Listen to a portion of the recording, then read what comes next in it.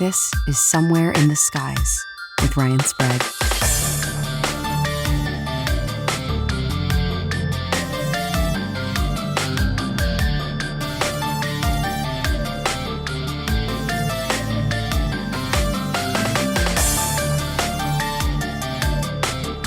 All right, guys, welcome to a very special episode of Somewhere in the Skies. And this is going to be a unique show, one with guests unlike anyone we've ever had before. I am super excited to talk not only UFOs and aliens, but the supernatural and the paranormal. This will be both part of our main show and our Halloween series, a hybrid of sorts. And I am so excited to introduce you guys to the very first time on Somewhere in the Skies, Sybil and Rose, the Ghost Maidens. Ladies, welcome to the show.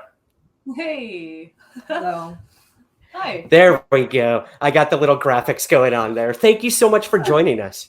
Speckters. Nice. Yeah, nice, right? I thought that would be a witty little title for what we're going to be talking about today. But first and foremost, where are you guys joining us from today? Well, we're in the Netherlands, which is a small country in Europe. Yes, it is. Yes. In a partial lockdown, so that happened again. Partial lockdown. Yeah, I know the feeling well. It seems like every time we think we're free and we're ready to go out into the world, something happens. But and we're not. Interesting. Yeah. Interesting times we're living in. That can't be argued. Well, I guess kind of to get an idea of who Sybil and Rose are. I mean, this is a first time for a lot of my listeners probably hearing you guys. So can you tell us a little about who you are, how you guys met, and what the Ghost Maidens Collective is all about? Yeah, give us the rundown if you don't mind. Well, maybe we should start with our origin story. Yeah. Yes, please. Or to start comic books. Let's go the comic book route. Let's do it. The origin story. It's real juicy. Now, me and Sybil, we met each other when we were working in the same restaurant. We met each other as cooks. Yes. In a restaurant in the Netherlands, and we were flipping burgers. We were making satay, which is like a colonial dish we inherited from our beautiful past. And so we worked together. And Sybil is an artist, and I just started my studies as a writer when we met, and Sybil just finished in her master's art. Yeah, a long time ago. Italy, and then she moved to the Netherlands. And during our work in flipping burgers, we also talked about art, and we made jokes about art. And then she invited me to her house, and she showed me an episode of Ghost Adventures. Yes. Because she was like, Rose, you have to see this. This is ridiculous and beautiful. And then I watched it, and I immediately fell in love with the paranormal pop culture genre. And ever since, we have been spending all our free time talking about the paranormal, watching horror movies. Yeah. Especially shitty horror movies, because there's just so much to say about those. And Emily in Paris as well. Another horror category. Not to be forgotten about. We started the Ghost Maidens, and I think the Ghost Maidens is basically just a name, a platform for everything that will go under the hood of the paranormal and pop culture. Yeah. So one day we will see each other. We would love to make horror movies, but also we want to do paranormal investigations. We want to make poetry. We're all working on a music album. We're working on a series. Yeah. Oh wow! So this truly is a artistic endeavor, a collective, like you said. That's really interesting. I would say it's definitely that we're creating art, but it's also like an anthropological approach to the whole paranormal phenomenon, because that's kind of like the mirror we like to use. Right. Anthropological performative research, more or less, to our own culture, basically. Yeah. Let's talk about that for a minute. Your culture. Now, I know here in America, it's like Ghost Adventures is the prime example of like, oh yeah, dude, bro, I'm gonna punch a ghost in the face. Like they're all about it, and like Right, right. And Americans are so aggressive when it comes to, I think, covering the paranormal and expecting something from a ghost or a spirit who owes them absolutely nothing. How is the paranormal, or I guess the supernatural, how is it viewed in the Netherlands specifically? I mean, is this something, will you see ghost hunting groups going to homes and investigating things like you would here in America? Well, definitely not, but maybe it's more interesting for Sybil to answer this question since she is from the United States and she's spent some time in the Netherlands now. So I think you are the best one to see the difference between the two cultures. Yeah, I can see the difference, but of course Rose has grown up here, so she has full knowledge on the historical background of Dutch people. But yeah, Dutch people do not do the paranormal. They do not do the supernatural. They're very pragmatic, which is why I like them a lot, because they're very like down to earth, pragmatic. Things make sense, very logical. And but then I also feel on the other side that we have like a treasure trove of possibilities, because no one is doing this. Like no one is talking about it, because it's not necessarily that we need to know if someone believes in ghosts or not. We just need to know a general attitude towards people's mortality and how they feel about living their life, how they feel about their death, what life means to them, what they leave behind. So yeah, it's just like a kind of cultural study, really. Yes. And like the Netherlands, it has a very Protestant religious background, and in this religion there's not much space for superstition. It's just like our entire history is either non-religious, because we've always been very welcoming to any kind religious. So we're a little bit like, what's the word for that? We don't really care what you believe. Yeah, as long as you can do business. And so we're not very superstitious, and it's also a little bit shameful to speak about non-physical things, because we are very materialistic. I think it's also why the Dutch invented capitalism, pretty much. And but my experience is that every time you open the conversation about anything paranormal, people are first a little bit at their guard, but then everyone is very eager once they feel safe talking about it. We're like, oh my God, I have an anecdote. I think I experienced this once before. So it comes out. It's very universal. I think. Absolutely. I think, I mean, even here in America as well, like it's hard. I mean, I remember when I first got interested in the UFO topic, I mean, I would not talk about it because the fear of ridicule and the stigma behind it. But, once you open that door, I feel people are so willing to share with you. And I think, breaking that barrier and making it more of a cultural acceptance is important. And I think, at least in today's world, the UFO subject has become very popular, with all these military things going on. But would you say that things are getting better when it comes to the supernatural and paranormal? Like it's almost becoming okay to talk about it? Yeah. Although the aliens, I don't think in Europe you will find a lot of people who would be like, yeah, aliens are there. Like ghosts, yes. Demons, maybe. But aliens, we don't really encounter them here in Europe. I think that's too far with that one. No, yeah. No aliens in Europe. I know. Also, I'm like the alien skeptic of the two. It's like, aliens, I don't know. Yeah. Okay. Well, we'll definitely... I've got some alien questions that you guys actually brought to me, because we talked off camera about like how we could approach this conversation. And I was so excited with some of these topics that you brought to me, because I think they're questions that need to be asked of any of these topics, in terms of, history and folklore and pop culture, like you said. So we'll definitely get to the alien questions, but I got to get my ghost stuff in while I have the Ghost Maidens here first.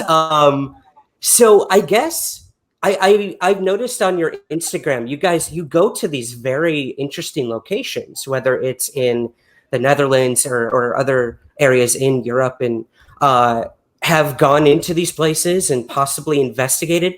Do you actually do paranormal investigation like what we see on TV? Like, are you going into these places and trying to like communicate with spirits, or is this more of just something you want to go and experience and record, whether it's through images or yeah? How would a paranormal investigation? What does that look like to you two? Well, for us, just communicating with the dead for us is just studying history, just looking at a painting, reading a book by a person that's passed away. I think that's the most effective way to communicate with the past. In terms of like, yeah, we do go to these places. We are still editing our first episode of where we did like a real ghost hunt with like, you know, some equipment and stuff, but we don't like to get too scientific or technical. We just like to use the basics. Yeah, we're not looking for proof. Yeah. So we do go to all these places, but my degree was in art history, so I love just, you know, I think the past is full of things to learn, and we say that being haunted is just being charged with history, charged with historical meaning. Yeah, and I think like studying art and studying the culture of engaging with like ontological things, engaging with metaphysics, engaging with the spirit world. We still have to find our word for this. I think it's one thing, but I think we are researching the paranormal from different perspectives to get like the most universal perspective on the whole thing. If you see it from different perspectives, like from a socialistic, cultural, maybe even scientific, and anthropological point of view, and as much performative, and as much sometimes you have to look at it as much as you can from outside your own culture, because I think it's really hard for people to understand that like the way you think isn't necessarily universal. So you also have to approach things from a complete outside perspective, and that's really hard sometimes because you're trained to think in this way your entire life. You've been thinking a certain way, and you know, like thinking about a ghost or a spirit, it means something probably quite different for us than most people, because we think that you can haunt yourself. I mean, you can haunt yourself with thoughts, with behavior, participation. I mean, food, you know? Right. That's a really interesting perspective. I mean, I'm currently living in Hawaii, which is part of the United States, but it's so different when you speak to a local, an actual Hawaiian here. You know, as a white person from the mainland, I have very specific views and I guess preconceived notions about what a spirit is. Yet when I come here, and I actually just did an interview with a local storyteller of Hawaii legend and folklore, and he told me, you know, like it's just accepted that we speak to the dead, or that we speak, and it's not even speaking to a spirit. It's literally like they never left us. Like, the shell, the vessel is gone, but they're still there. And I love the idea that it's an everyday thing for a culture like the indigenous people here. Whereas us, we look at it as an apparition that maybe we can say a word to or use a spirit board to communicate with. Don't you think it's also really fascinating that here in the West, we think that the best way to communicate with the spirit is by using technology, like using science, which is like actually really crazy to me to use these physical things to speak with something non-physical. And I think Ghost Maidens is also a little bit about like let's use different, like let's get a different approach. Let's just Yeah. realize that we're from a culture that's extremely materialistic, and let's just realize that and not use that for the spirit world or something. Yeah, there's a time and a place for it, and I agree with you. I think the approach of art in specific is something that really resonated with me when I learned about what you guys did, because I myself am an artist. I went to school for theater, for live performance. Oh, I'm a theater girl. Uh-oh. Oh, he went away. Creating stories is my life. Oh, Yes. Oh, there you are. Yeah. Awesome. I knew we will have some technological problems tonight, I'm Alright. sure, as we are many miles away. But yes, I am. I'm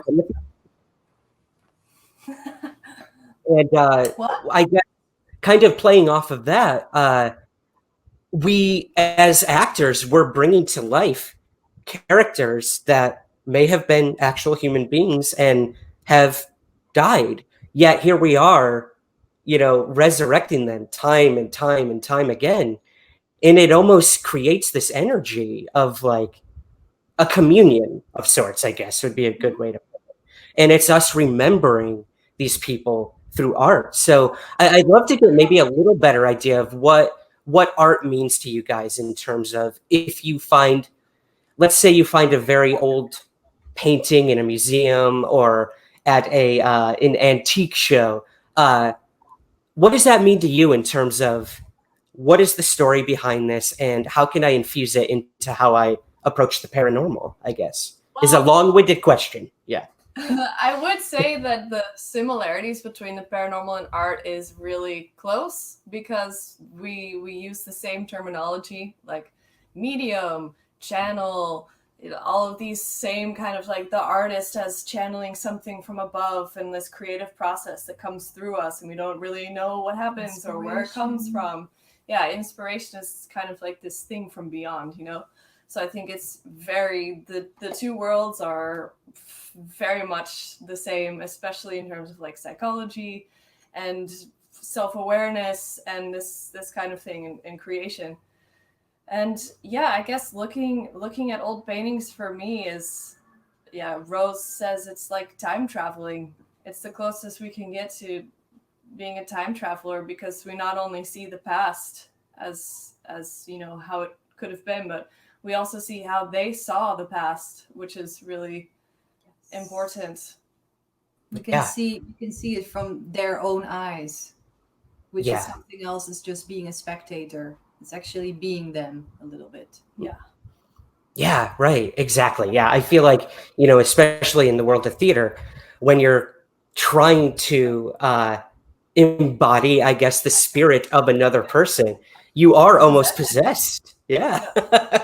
It's a living, breathing possession, unlike what we see in the movies. If you look at the eyes of a performer, like a good performer, and he's really in the moment, he or she, then it's just 100% the same thing as magic. I don't see any difference. You Absolutely. can see someone is putting a spell on itself or whatever. There's just something supernatural going on. 100%. It's not hard to find magic. We are looking for magic in the wrong places. What do you mean by that? Well, I feel like, and this is also a little bit like, I think that we're getting closer to the ancient alien. Oh yeah, we'll get there. We're definitely gonna go there. Yeah. Because I feel like, especially like I'm only speaking for Western culture now, like European American culture, that we are seeing magic as something that is very otherworldly, like something that is just a miracle, basically, that is beyond our understanding. But I think the magic that is just right there always is just an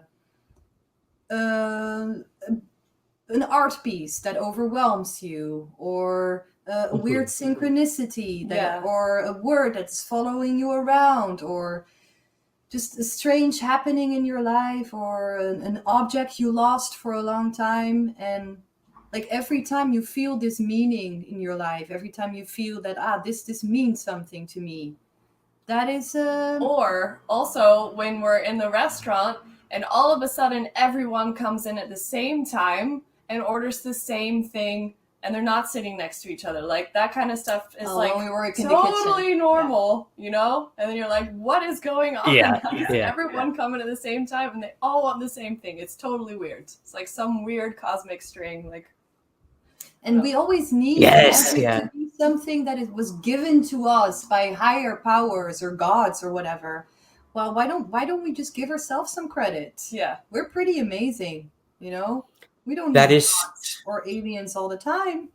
Sometimes Thank it's just you. us, you know?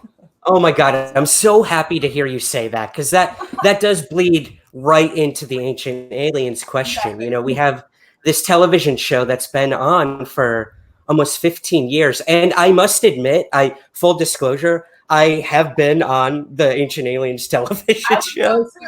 I would go too. Yeah. I mean, I'm going to take the opportunity when it comes.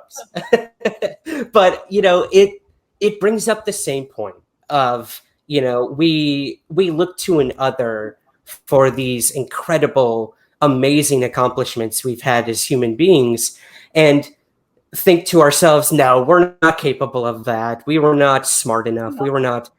Yeah.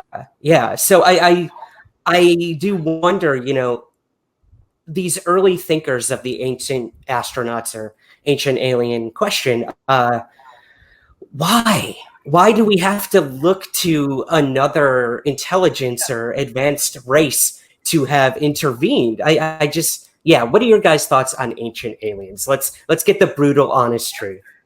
What's with the shame? Yeah, we were saying why are people too hard? It's too hard for people to accept that we did it. Why do they want to put it on aliens or something?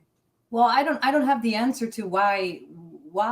Do I have the answer? You had a moment. You had a moment. Yeah, I get so angry when watching Ancient Aliens. I get so extremely angry. There was this one episode they were talking about the mana machine. A mana machine, and they were like, oh, they could only have built these pyramids when they had a mana machine or something. And it's like, oh my God, they're completely abusing a beautiful moment in art history where there was this writer who had a beautiful symbol to express his like, oh, my disbelief on how amazing these people were to make these beautiful things, and this metaphor was just mind-blowing. And then now there are people who are saying, oh my God, like completely neglecting art history, like that it would, and they're just saying it must have been other.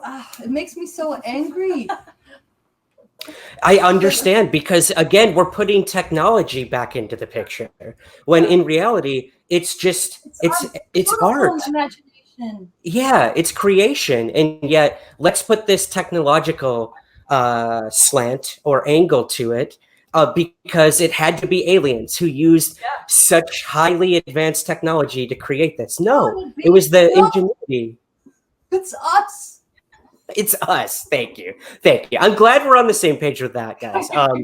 I'm sure if let's say if aliens have visited our planet, and that's still a big question for me, even as a alien and UFO researcher. I think we have done some incredible things throughout time, and I don't think we need to put aliens onto that all the time, like the show does. But moving back to Ghost, I got one more Ghost question for you, and then we're gonna go full on alien. All right. I saw something on your Instagram recently, a question of, can ghosts fall in love? And that really struck me, you know, as like, and my listeners and viewers know this, I'm a very sensitive person. Maybe a romantic, I don't know. But when I read that question, I was like, that's a really interesting question. So first of all, can ghosts fall in love? And second of all, what does that mean? What does that mean to the two of you when you ask the question, can a ghost fall in love? Or can you fall in love with a ghost? Let's go both ways. Like the other way around. I think that's Yeah. all. I think that was our approach to the question. Also, is that I think we all had celebrity crushes, and like me myself, I have some plans. Let me tell you. like I have a weird, I don't know, fetish. I mean, I don't know if I should share this, but I think I am. Like I like dead men, virtual men, or imaginary men. That's my type. But if you turn that around, like maybe the dead, the virtual, and the imaginary can also like us. Interesting. Well, I mean, What do you think? I do, because when we're thinking about ghosts, I'm really thinking about the living more than I'm thinking about like the energy left over of a dead person. But I mean, people can fall in love with ideas, and they can fantasize about something their entire life and have it never really come true. So you can be in love with someone your entire life, and it's only a projection, it's only an image, something that's happening within your own head, and it has no place in reality. It's pure fantasy. I mean, everyone does this when they're in love. At first, you completely project yourself into another person. And I think this is the same thing as being in love with a ghost. So I think in terms of the opposite, can an idea be in love with you? I don't think so. I don't think it's a mutual thing. I think it's a one-way street. Yeah, but you can also ask the question, isn't love always imaginary? Yeah. Right. It is this invisible force that I think kind of makes us insane. I mean, you think of when we are in love, we do things that are completely irrational. We have thoughts and feelings that we can never truly interpret or convey. And I think you're right. I think it is so alien or supernatural in a way that we'll never understand what it is, just like we'll never understand what ghosts are or what, possibly what UFOs represent. It's these, like you said, magical things that might not have an answer. And that actually gives me comfort. I think that, yeah, absolutely. I'm so happy you asked that, because I always get asked when I'm a guest is like, do you think you'll ever know the truth of what UFOs are, or if aliens have come to our planet? And I say, no. And maybe that's sobering or depressing for some people, but I don't think we're ever gonna find those answers. But I don't care. I honestly don't. I love thinking about it, and I love keeping that those questions in my mind every day, and that's what keeps me going. Because I think if I found the answers, I'd be very disappointed, possibly, in what those answers are. They may not be as exciting as I hoped, but yeah. This is the same thing that drives artists as well. There's never going to be a point where you're like, oh yeah, I figured it out. I'm done now. I'm done. It's something that you chase for the rest of your life, and you reshape it. It fits into different parts of your life. It changes you. You change it. Like it's a thing that you chase forever. It's never. Truth is never like a solid object. No. I remember reading a quote recently by a playwright who wrote Angels in America, the very famous play, and Tony Kushner. And this play is something like 30, 40 years old at this point. And he's been asked, like, are you done? Like, is this it? Because he is constantly rewriting the play. And he said, what do you mean done? Like, it's never done. And even a play that's been done all over the world in hundreds of languages, hundreds of productions, he's still rewriting as time goes on. And I think that's what's beautiful about theater. My poetry teacher says that you should not do that. That I understand. Yeah. Well, why? Why do you think that is? If theater is a living, breathing thing, you need to move on. Okay. And I have one question for you also. Yes. Where are all the animal ghosts? Why don't people care about them? Wow. Only dogs. Dogs. I've never even thought about that. I know. That makes That makes me feel like a horrible person. I've never even thought about where animal ghosts go. The Well, what are your ethics thoughts of on that? the afterlife. Ethics. Afterlife Yeah. ethics. We should What is write a that? book about it. What does that mean to you guys? The ethics of the afterlife. I'd love to hear your thoughts on that. Same rules as the living. Well, we think it's really funny that somehow we expect the same rules in life that to still apply to the afterlife, Mhm. and which is ridiculous. Like, why It why is. should Yeah. there be rules when we don't have bodies anymore? Because I think there's only rules because we have bodies. Yeah. Like, that's the only Mm-hmm. reason why there's rules in the world. Because Right. dumb flesh stops things, you know. So Yeah. Don't hurt.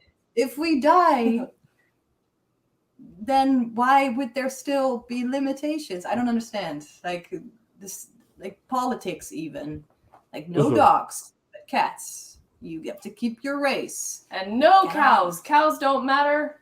I don't know. Cows don't matter. Neither do I- pigs. Delicious. Apparently not. Yeah. I totally understand what you're saying. Shows that the afterlife, how we see it, is only a projection of the living. It has nothing to do with the dead. Mm. It's a mirror almost. Yeah. Yes. I want to get your thoughts on that when we get to the aliens as well. But well, let's move to that. So, I mean, folklore storytelling plays a large role in a lot of what you guys look at in terms of art history and and everything like that. So, in the world of UFOs and aliens, we have both, I guess, ancient and modern folklorists talk a lot about fairies and fae folk and how these could be what aliens are. And like throughout history, that these encounters with these beings throughout history have changed and evolved. So I'd love to get your thoughts on where does folklore play into this whole question of aliens, these big-headed beings with big black eyes that we see now, but were they always like that? What do you think? I think also this kind of new imagining of folklore in terms of alien stuff is also like the Terence McKenna, you take enough drugs or mushrooms and you also start to see these sorts of like earth spirits, like Google DeepMind, many eyeballed. I think it's just a new development in like techno folklore that's like these things have always been there. I mean, you go to a cave and you go deep enough in the cave and there's drawings all over the walls and like people, with large heads and all sorts of weird stuff. And that's where they went to go think about those things. And I guess it just depends on the context. Also, like, take enough mushrooms and go to the wilderness and you'll probably see some aliens. I've been on some Yeah, mountain hikes yeah. where I wouldn't be surprised if I would run into a dwarf. Like in Norway, every landscape looks like there's like a dwarf family living there. I wouldn't be surprised. Right. Completely blends in. Yeah, I would fit in very good there. I'm on the shore, so I think I would find my place there for sure. For sure, I would probably be mistaken for a dwarf if I went there. Fully embraced. Yeah. There's my self-deprecating moment in the interview, but moving on. For you on the hillside. Oh my God, that's like my dream. That's where I want to live out the rest of my my mortal life for sure. But and tea and cheese. Yeah. Don't insult them though.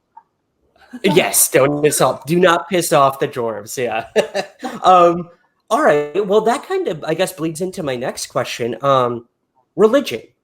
I mean, this is, a controversial thing for a lot of people. These dogmatic sort of, I guess, principles, like you mentioned, something we self-impose on ourselves, whether it's belief systems or rules or commandments, blah, blah, blah, blah, blah. But when it comes to the question of aliens, and I have spoken to so many people who have claimed having encounters with aliens or, possibly being abducted by aliens and going up on a ship or, leaving their home and being somewhere else in another realm or plane.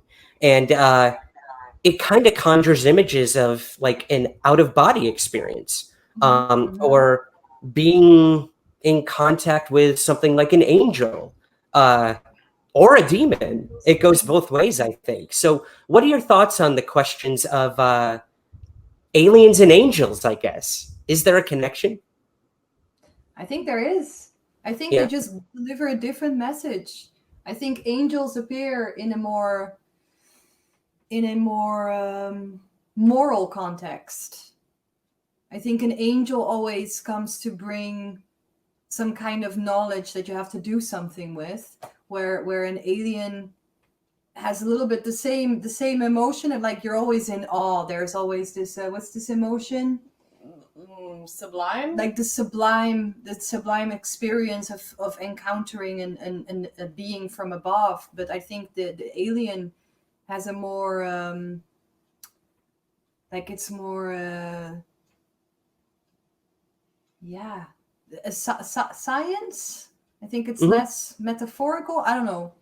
Like I think, yeah, but I think the morality that aliens tend to bring is also something about like climate change, loving your planet. You only have one. Yes. But I would say that if this were the case and aliens were really concerned about like planet resources, that they would 100% want to take the resources they find in the broad expanse of the universe, because there's not that much around. So I would say if they're anything like the species that exists in the universe like us already, that we're pretty resource thirsty. So especially in terms of like water and carbon. Well, you have a theory about aliens. Yeah, well, I think they're us from the future.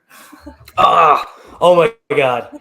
You ding, ding, ding. You hit like all the alarms just went off for me for that. And I do want to talk about that, but let's, one last thing going kind of off of the messages thing. You're right. I again, all these individuals who I've spoken to who have claimed they were given messages by alien beings or angels or whoever or whatever they believe they communicated with is impending doom, or basically, like we say in America, like fix your shit, like get your act together. You're ruining the planet. You're killing one another. You can't even like talk to someone because they're a different color or a different sexual orientation. Like it's these messages of like get your act together or you're gone and like you're done. And I do wonder, your thoughts on, would they want our resources if they were here, or do we play some role in a bigger picture of like they're here for a reason? I wonder. Oh, sorry. No. I was just gonna say, I wonder if they even care. So yeah, what do you think?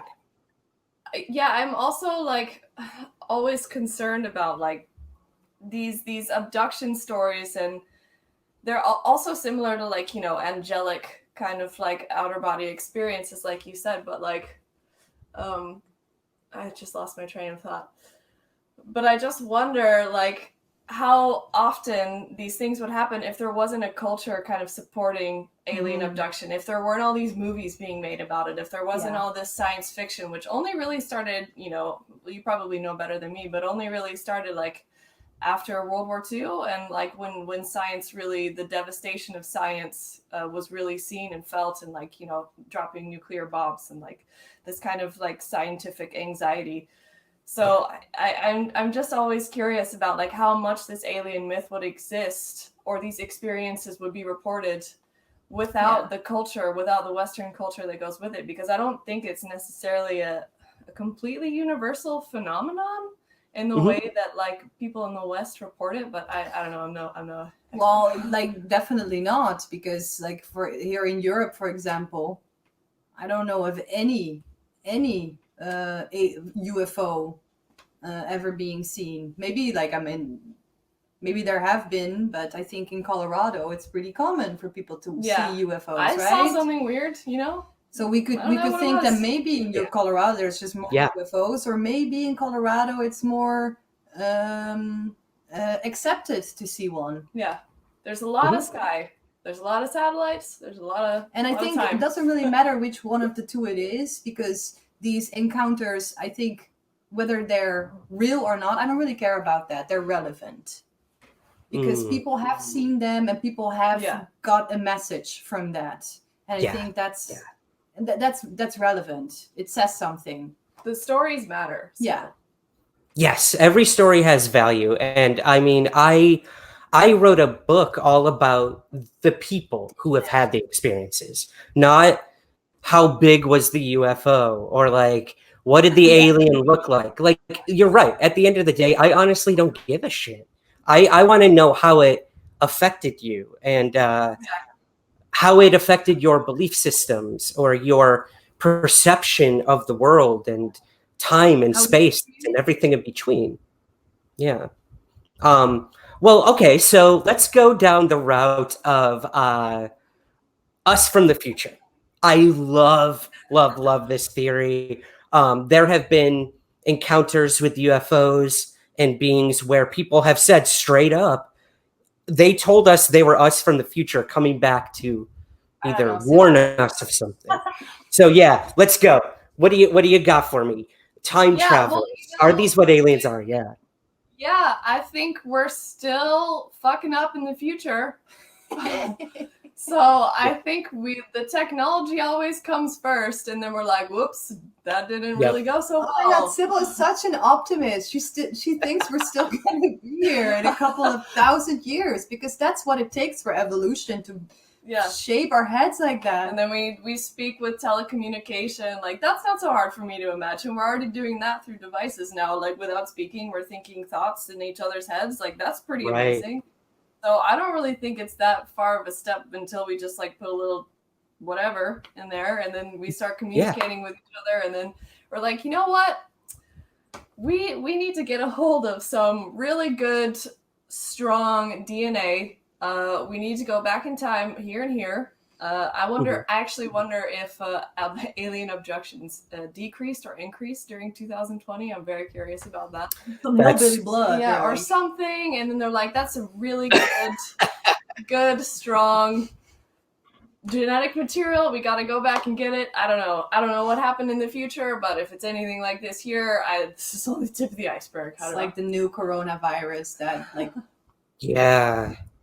Decapitates us. Tell me about it. I do wonder that, you know, when people describe these beings, they look very, I don't want to say devolved because that's condescending, but they look non-human as we see humans. They look androgynous. They look like their heads are big, but their bodies are small. So like you said, there's probably more going on in the brain than like in the body.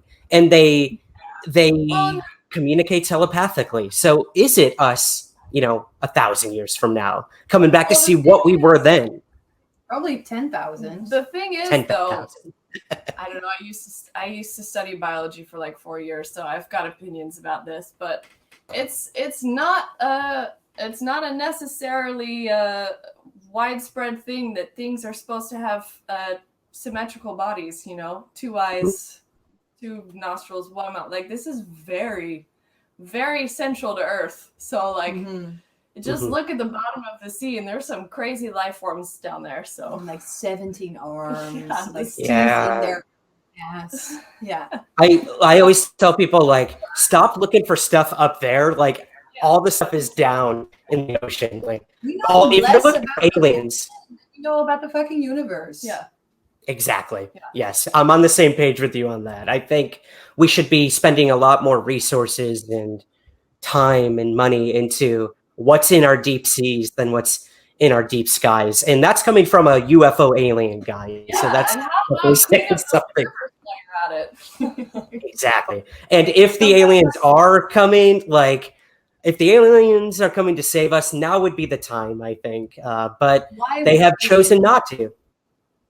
They wouldn't. Just like waiting for angels. They're like, they don't care about your sports award. They don't. Yeah. Very good point. Very good point. Also not saving other planets. So. No. Exactly. Yeah, that's a good point. Very, very good point. Well, I guess kind of wrapping up here, Ghost Maidens. what would you give advice to those who want to look into these things but are afraid to? Like you said, a lot of this is not embraced where you live and other parts of the world, where, again, here in America, like, we are aggressively proud of every weird thing we do. What kind of advice would you give to those who want to get involved in the paranormal, or UFOs and everything, all this weird stuff we talk about? Well, first of all, stop confusing it with science. Mhm. Ghost hunting is not science. I would, well, you could, I wouldn't say thinking it is science. I would say maybe using science to get there, because it's totally a biculture basis. Like, every culture is different.